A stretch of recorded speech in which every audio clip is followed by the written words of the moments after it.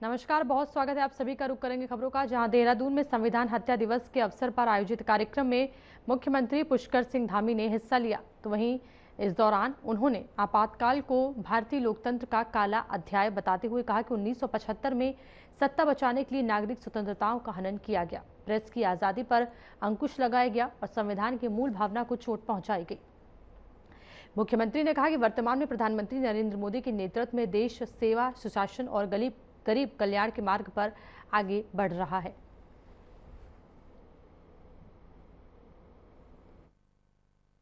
मैं सबसे पहले तो लोकतंत्र सेनानियों को जिन्होंने इस आपातकाल के खिलाफ, इस लोकतंत्र की हत्या के खिलाफ, संविधान को कुचलने, उसकी आत्मा को मारने का जो प्रयास कांग्रेस पार्टी के शासन ने 1975 में किया था, उसमें अपना योगदान देने वाले, अतुलनीय संघर्ष करने वाले, अन्याय सहने वाले उन सभी लोकतंत्र सेनानियों को मैं नमन करता हूं कि उनके संघर्षों के कारण आज भारत दुनिया का सबसे बड़ा लोकतंत्र है और आदरणीय प्रधानमंत्री नरेंद्र मोदी जी के नेतृत्व में उन लोकतंत्र सेनानियों के सपनों के अनुरूप, उनके संघर्षों के अनुरूप आज भारत का निर्माण हो रहा है। भारत में हर गरीब के लिए आज काम हो रहा है। 30 करोड़ भारतवासी आज गरीबी रेखा से बाहर निकले हैं। 80 करोड़ लोगों को आज देश में मुफ्त राशन योजना का लाभ मिल रहा है। 16 करोड़ लोगों को हर घर से नल जल मिलने का काम है। धुएं से आज हमारी माताओं बहनों को मुक्ति मिली है। पक्के मकान मिले हैं। देश की आज़ादी के बाद किसानों का सम्मान हुआ है। आयुष्मान भारत योजना, जिसने आज हर एक भारतवासी को स्वास्थ्य की गारंटी 5 लाख रुपए के रूप में देने का, और 70 साल से अधिक जो हमारे बुजुर्ग हैं उन सभी को पूरी तरह से स्वास्थ्य की गारंटी देने का काम प्रधानमंत्री मोदी जी के नेतृत्व में हुआ है। सच में जिन्होंने लोकतंत्र को बचाने के लिए अपना योगदान दिया, आज जो दुनिया में है और जो दुनिया में नहीं है, वो सभी अपने उस संघर्ष को स्मरण कर रहे हैं कि जिस संघर्ष को लोकतंत्र को बचाने में उन्होंने अपना योगदान दिया, जिसके लिए संघर्ष किया, वो प्रधानमंत्री मोदी जी के नेतृत्व में आज एक साकार रूप ले रहा है, धरातल पर उतर रहा है। दिनेशपुर के स्वर्गीय पुलीन कुमार विश्वास प्राथमिक स्वास्थ्य केंद्र के बदहाल स्वास्थ्य सेवाओं को लेकर आम आदमी पार्टी ने सरकार पर निशाना साधा है। ऑपरेशन हॉस्पिटल अभियान के तहत अस्पताल पहुंचे बंगाली प्रकोष्ठ के प्रदेश संयोजक सुभाष व्यापारी ने 24 घंटे एमबीबीएस डॉक्टर की अनुपलब्धता, दवाइयों की कमी और केवल 4 बेड की व्यवस्था पर सवाल उठाए। उन्होंने आरोप लगाया कि मरीजों को जरूरी दवाइयां बाहर से खरीदनी पड़ रही हैं। सुभाष व्यापारी ने अस्पताल को सामुदायिक स्वास्थ्य केंद्र में अपग्रेड करने, डॉक्टरों को स्थायी तैनाती और स्वास्थ्य सुविधाओं में तत्काल सुधार की मांग करते हुए सरकार पर स्वास्थ्य व्यवस्था की अनदेखी का आरोप लगाया।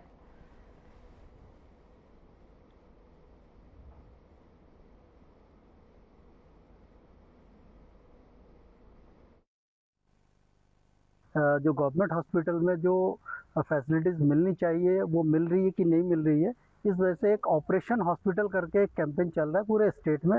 और आज 25 तारीख है, 25 और 26 ये जून, ये दोनों दिन ये कैंपेन चलेगा पूरे स्टेट में। तो उसी के रिगार्डिंग आज दिनेशपुर हॉस्पिटल का हमने निरीक्षण किया। और हालांकि ये निरीक्षण पहला निरीक्षण नहीं है, हमने इससे पहले 2023 में भी इसी गदरपुर विधानसभा की चारों सरकारी अस्पताल के सामने हमने धरना भी किया था। और दिनेशपुर के हॉस्पिटल के लिए खास तौर से हमने इसको सामुदायिक स्वास्थ्य केंद्र बनाने की हमने मांग भी की थी।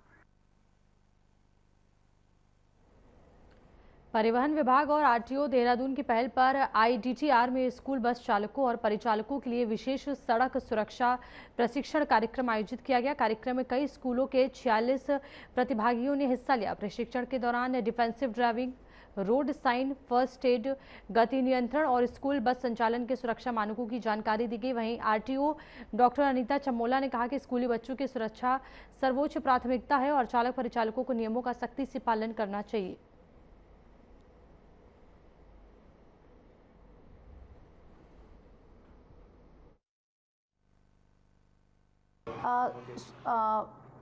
हमारे देहरादून का जो टाउन है, इस वाला जो पूरा शहर है, इस शहर में लगभग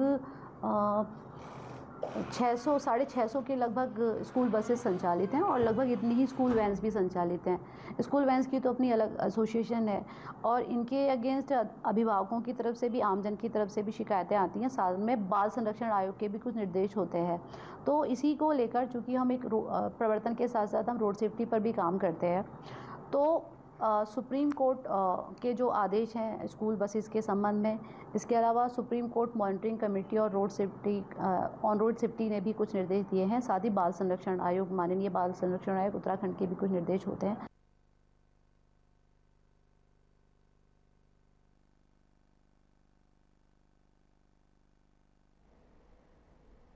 उत्तराखंड सरकार एडवेंचर टूरिज्म को लेकर सिंगल विंडो सिस्टम पर काम कर रहा है। पर्यटन सचिव धीराज गर्ब्याल का कहना है कि पर्यटन के क्षेत्र में लगातार बढ़ती पर्यटकों की संख्या को देखते हुए सभी संबंधित विभागों को एक साथ लाने पर सरकार का फोकस है, जिससे किसी भी आपात स्थिति में सभी को इसकी जानकारी उपलब्ध हो सके।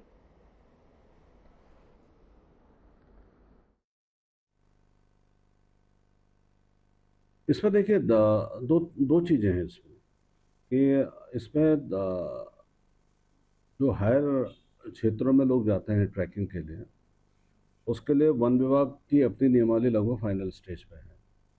और ये बात भी है कि इसमें एक सिंगल विंडो सिस्टम क्रिएट किया जाए कि ताकि जितने भी लोगों को फॉरेस्ट डिपार्टमेंट ट्रैकिंग के लिए परमिशन दे रहा है, उसकी सूचना डिस्ट्रिक्ट एडमिनिस्ट्रेशन को सीधे आ जाए, टूरिज्म डिपार्टमेंट को सीधे आ जाए। और इंटीरियर इलाकों में जा रहे हैं तो आपदा प्रबंधन को भी इसकी सूचना चली जाए और एसडीआरएफ वगैरह जो भी पुलिस है उसको सारी सूचना चली जाए। इसमें मेन मॉनिटरिंग की बात है, तो उसमें एक मैकेनिज्म जो ऐसे भी डेवलप हो रहा है अब। लेकिन देखिए, एडवेंचर की जहाँ तक हम लोग बात करते हैं, उसमें कभी भी कोई भी हादसा हो सकता है। देहरादून में मौसम विभाग ने अगले कुछ दिनों तक बारिश का अलर्ट जारी किया है। मौसम विभाग के अनुसार 26 जून से 1 जुलाई तक राज्य के अधिकांश पर्वतीय जिलों में हल्की से मध्यम बारिश और गरज चमक के साथ बारिश की संभावना है। 26 से 28 जून के बीच पर्वतीय क्षेत्रों में कई जगहों पर बारिश हो सकती है, जबकि हरिद्वार और उधम सिंह नगर में कुछ स्थानों पर हल्की बारिश का अनुमान है। 29 जून को पिथौरागढ़ और बागेश्वर में बारिश की गतिविधियां बढ़ सकती हैं। 30 जून को उत्तरकाशी, रुद्रप्रयाग, चमोली, बागेश्वर और पिथौरागढ़ में कई स्थानों पर गरज चमक के साथ बारिश होने की संभावना है।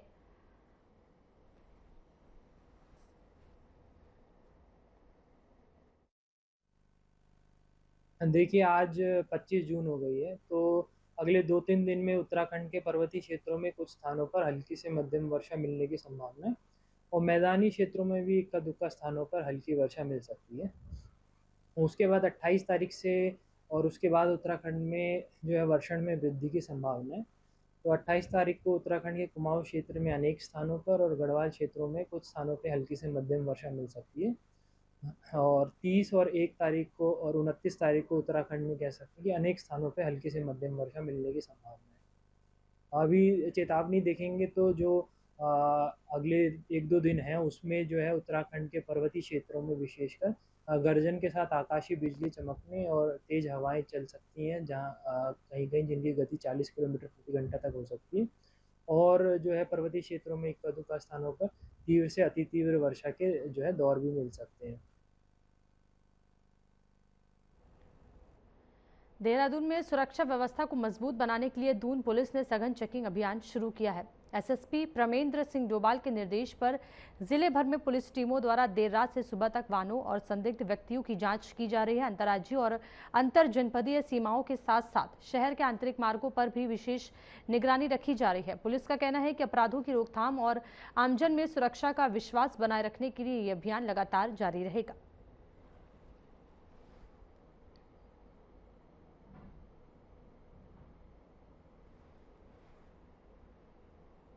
उत्तर प्रदेश के आजमगढ़ निवासी 23 वर्षीय अजय यादव गौमाता को राष्ट्रमाता का दर्जा दिलाने के संकल्प के साथ 800 किलोमीटर की दौड़ पूरी कर ऋषिकेश पहुंचे। हाथ में तिरंगा लेकर निकले अजय का नगर निगम मेयर शंभू पासवान ने स्वागत किया और उनके जज्बे की सराहना की। अजय अब केदारनाथ के लिए रवाना हो चुके हैं, जहां पहुंचने में उन्हें करीब 7 दिन लगेंगे।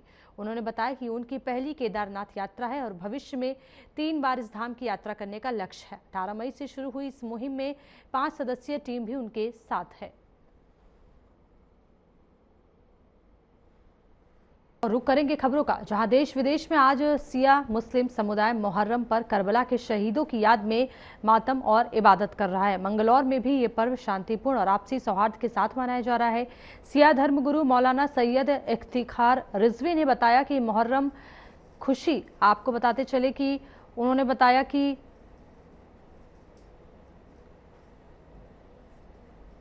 उन्होंने कहा कि करबला का संदेश सत्य, न्याय और अत्याचार के खिलाफ डटकर खड़े रहने की प्रेरणा देता है। आलम इस्लाम को ये पैगाम दिया हुआ था कि क़यामत तक के जो अफराद जो बेदार है, जो इंसानियत रखते हैं, जो जिंदा ज़मीर है, उनके लिए ज़रूरी ये है कि वो किसी जालिम के सामने सर न झुकाए। और उन्होंने एक फ़िक्रा इरशाद फरमाया, मिसली ला युदाए मिसला, मुझ जैसा उस यजीद जैसे की कभी बैत नहीं कर सकता है। कल 61 हिजरी में 60 हिजरी में न इमाम हुसैन अलैहिस्सलाम ने यजीद की बैत की थी, न 60 हिजरी के बाद में इमाम हुसैन जैसा कोई भी आया है उसने यजीद जैसे अफकार नजरियात रखने वाले के सामने कभी अपना सर तस्लीम खम नहीं किया हुआ है।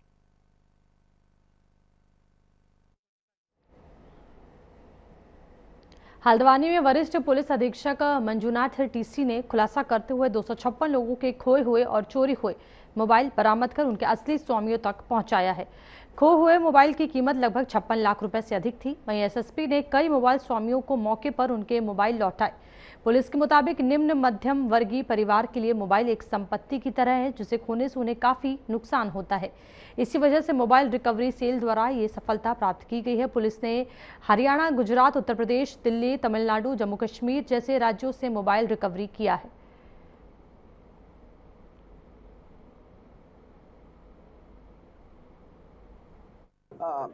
माननीय मुख्यमंत्री महोदय का निर्देश है कि इस प्रदेश को अपराध मुक्त उत्तराखंड बनाना है। इसी दिशा में माननीय डीजीपी महोदय और माननीय आईजी महोदय का निर्देश रहता है कि मध्यम वर्ग और गरीब वर्ग को अफेक्ट करने वाली चीज़ों पर काम करना है, टेक्नोलॉजी बेस्ड पुलिस करना है। साथियों, मैं बताना चाहूँगा कि भारत सरकार का CIER पोर्टल है। उस पोर्टल में एक केंद्रीकृत एक सिस्टम बनाया गया है कि खोया हुआ और चोरी की गई फ़ोन्स को ट्रेस करने का।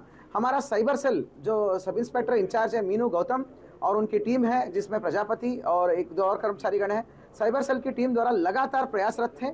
आज उनकी टीम का अथक मेहनत का एक सफल अनावरण, एक तरीके से मेहनत का रिजल्ट आया है, जिसमें नैनीताल जनपद का विभिन्न जगहों पे खोया हुआ और चोरी की गई फ़ोन्स 256 फ़ोन्स को हमने ट्रेस आउट करके उनका लीगल ओनर्स को वापस हमने लौटाया है।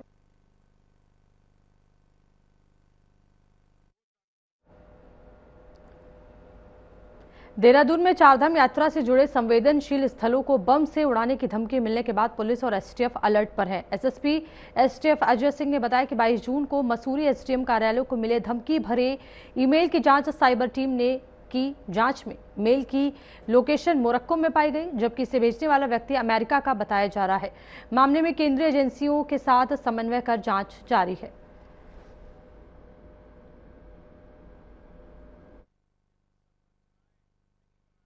देखिए 22 जून को करीब 9:23 पर नगर पालिका मसूरी में एक मेल प्राप्त हुई थी और उस मेल में कुछ धमकी भरे शब्द थे और जो कुछ खालिस्तान के स्लोगन्स भी लिखे हुए थे और ख़ासकर उसमें माननीय मुख्यमंत्री जी का नाम लेकर और अन्य जगहों का कुछ ब्लास्ट की बात लिखी गई थी। चूँकि इस तरह की मेल जब प्राप्त होती तो तत्काल इसका संज्ञान लेते हुए जब ये थाना मसूरी पर इसमें अभियोग पंजीकृत किया गया है और हमारी जो साइबर कमांडो की टीम है, जो टेक्निकल बेसिस पर ऐसी मेल का एनालिसिस किया गया, तो प्रथम दृष्टया अभी नॉर्थ अफ्रीकन कंट्री है मोरक्को, ये ऐसी जानकारी टेक्निकली मिली कि वहाँ से ओरिजिन हुई थी और इसमें जो व्यक्ति का अभी जो हमारी टेक्निकल टीम में ट्रेस है वो कहीं ना कहीं यूएस बेस्ड ऐसा प्रथम दृष्टया ऐसा पता चलता है। चूँकि ऐसी मेल थ्रेट में बीच बीच में आती रहती है, लेकिन जिस तरह से माननीय मुख्यमंत्री जी का नाम लेकर और अन्य संवेदनशील चीज़ों को लिखा गया है,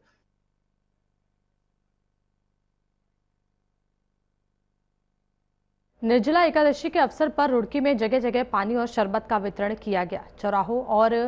हर चौराहों और हाईवे के पास लोगों ने रूह अफ़ज़ा पानी और मीठे शरबत की छबील लगाई। फेनिक्स कॉलेज के चेयरमैन इंजीनियर चैरब जैन ने चंद्रशेखर चौक पर जलजीरा वितरण किया। उन्होंने 2 स्थानों पर बोतलें बांटी। इस दौरान लोगों की लंबी कतारें लगी और लोगों ने सेवा कार्य की सराहना करके आभार जताया। एकादशी है और हिंदू धर्म में इसकी बहुत ज्यादा मान्यता है और ये माना गया है कि आज के दिन यदि जल या जलजीरा या किसी भी टाइप का पीने का पेयजल वितरित किया जाए तो आप पुण्य के भागीदार बनते हैं। तो इसी के चलते आज जो राहगीर है और भीषण गर्मी का भी प्रकोप है, उसके चलते आज यहाँ पर हम लोग मेरी टीम पूरी जलजीरा वितरण का कार्यक्रम कर रही है। लोगों का आशीर्वाद मिल रहा है और इस ठंडक से अगर इस गर्मी में अगर मेरी वजह से किसी को थोड़ी ठंडक मिल पाए तो ये मेरे लिए एक सौभाग्य की बात। पूरी टीम आपकी यहाँ पर लगातार लगी हुई है, भीषण गर्मी में लोगों की सेवा कर रहे हैं और भी कहीं कैंप लगाने का आज आपने हाँ, इसके बाद जब यहाँ से हम लोग पूरा हो जाएगा उसके बाद हम लोग रामनगर शिव चौक पर जलजीरा वितरण करने जाएंगे और 1 बजे से वहाँ पर जाएंगे।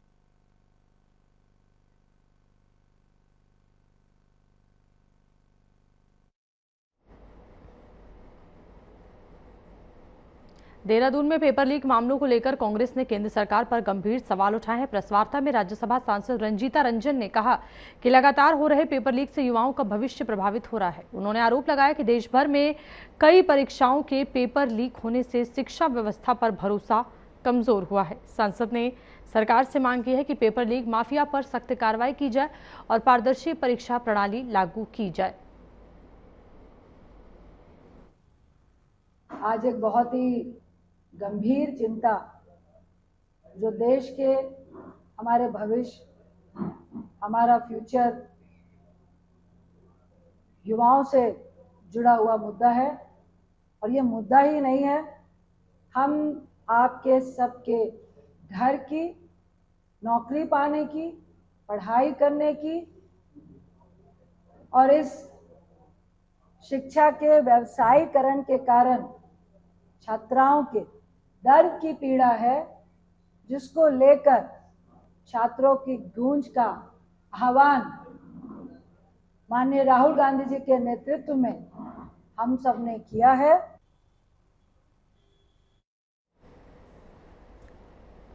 देहरादून में जिलाधिकारी डॉक्टर आशीष चौहान ने कार्यभार संभालने के बाद पहली बार राजकीय नारी निकेतन देहरादून का निरीक्षण किया। इस दौरान उन्होंने अधिकारियों के साथ व्यवस्थाओं का जायजा लिया और संवासिनियों से बातचीत कर उनकी समस्याओं की जानकारी ली। निरीक्षण के दौरान डीएम व्यवस्थाओं से काफी हद तक संतुष्ट नजर आए। हालांकि कुछ जरूरी सुविधाओं में सुधार के लिए संबंधित अधिकारियों को आवश्यक निर्देश भी दिए गए। ना ओवरऑल कंडीशंस ठीक हैं, बेटर हैं, नीट एंड क्लीन हैं और जो इनके अरेंजमेंट्स हैं अभी तक सेटिस्फैक्ट्री हैं। लेकिन जो और फर्दर इम्प्रूवमेंट किए जाने हैं, जैसे बच्चों के लिए जो एजुकेशनल सॉफ्टवेयर्स हो सकते हैं जो टीवी के थ्रू उनको दिखाए जा सकते हैं, तो उन सारे एस्पेक्ट्स को मैंने एग्जामिन करके अप्रोप्रिएट एक्शन लेने के लिए कंसर्निंग ऑफिसर्स को बोला है। लखनऊ अग्निकांड के बाद हरिद्वार में भी अग्नि सुरक्षा व्यवस्थाओं को लेकर प्रशासन अलर्ट मोड पर है। शहर के होटल, कोचिंग सेंटर और अन्य व्यावसायिक भवनों की सुरक्षा व्यवस्था पर गंभीर सवाल उठे हैं। एसएसपी नवनीत सिंह ने अधिकारियों को सभी सार्वजनिक और व्यावसायिक इमारतों का फायर सेफ्टी ऑडिट कराने के निर्देश दिए हैं। प्रशासन ने चेतावनी दी है कि मानकों में लापरवाही मिलने पर संबंधित संस्थानों पर नियमानुसार सख्त कार्रवाई की जाएगी। जिस प्रकार अभी फायर सीजन चल भी रहा है, तो विगत में एक घटना जो देहरादून में हुई थी, उसके बाद से जितने हमारे यहाँ हॉस्पिटल्स हैं उनका 2-2 बार हम लोग फायर सेफ्टी ऑडिट कर चुके हैं। इसके साथ साथ जो हमारे सिडकुल एरिया हरिद्वार में और भगवानपुर एरिया में जो फैक्ट्रीज हैं, इनके फायर हाइड्रेंट्स का प्रेशर और इनका फायर सेफ्टी ऑडिट करा है। और फायर सेफ्टी ऑडिट में जो कमी आई गई है, जो परिलक्षित हुई है, उसके बारे में इनको निर्देश दिया गया है कि तत्काल उनको दूर कर लें। इसके अतिरिक्त जो कल की घटना है, उसके संदर्भ में जो मुख्य अग्निशमन अधिकारी हमारे चीफ CFO साहब यहाँ के हरिद्वार के, उनको उनकी टीम को सारे फायर स्टेशन पर बोला गया है कि जो हमारे कोचिंग संस्थान हैं, व्यावसायिक प्रतिष्ठान हैं और ऐसे स्थान जहाँ पे भीड़भाड़ होती है। और इस बुलेटिन में फिलहाल इतना ही। मुझे दीजिए इजाजत। नमस्कार।